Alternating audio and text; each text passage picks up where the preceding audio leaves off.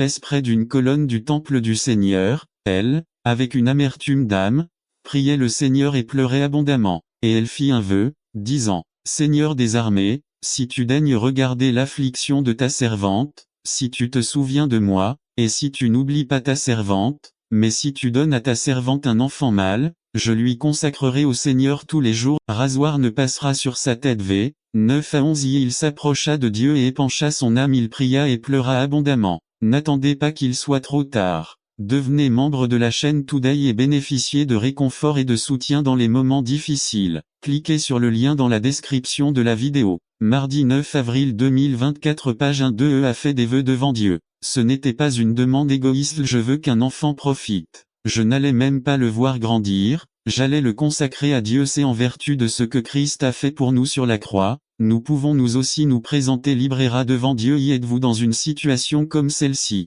Un rêve frustré. Ne devenez pas amer et ne vous battez pas avec tout le monde, ne suivez pas le chemin de la dépression, n'envisagez pas de vous suicider. Il y a quelqu'un vers qui vous pouvez vous tourner. Il est le seul à pouvoir faire quelque chose. Il est le seul à pouvoir changer la situation, mais surtout, il est le seul à pouvoir vous changer. 2. Dans nos rêves frustrés, faisons confiance à Dieu. À que faites-vous après être allé vers Dieu? Certains d'entre nous sont encore déterminés à vouloir trouver la solution ailleurs. Quand Dieu d'autres d'entre nous chargent à nouveau nos valises d'amertume et continue ainsi tout au long de la vie. B. Qu'a fait Anna? Elle pensait qu'elle était ivre et lui a même reproché de prier le Seigneur de cette façon. Mais Anna explique quelle était la situation. Il avait épandu son âme devant Dieu. Élie répondit et dit, va en paix et que le Dieu d'Israël t'accorde la demande que tu lui as faite. Et elle dit, que ton serviteur trouve grâce à tes yeux. Et la femme s'en alla, mangea, et n'était plus triste. V. 17 à 18. 2. Anna avait confiance en Dieu.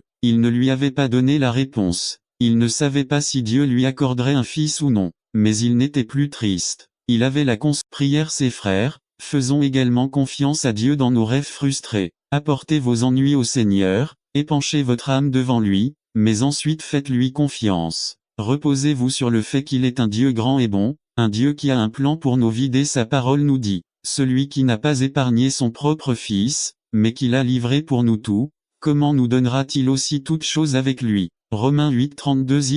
Dieu nous a montré en son Fils que nous pouvons lui faire confiance. Il a donné le plus grand, son Fils, nous pouvons donc avoir confiance qu'en Christ, nous aurons tout ce qui est pour notre bénéfice. V. C'est pourquoi, dans vos rêves frustrés qu'ils se réalisent ou non, faites confiance à Dieu. Dans nos rêves frustrés, obéissons à Dieu. À que faites-vous lorsque vous recevez la bénédiction de réaliser le rêve? Certains ont une gratitude temporaire de d'autres se rendent compte que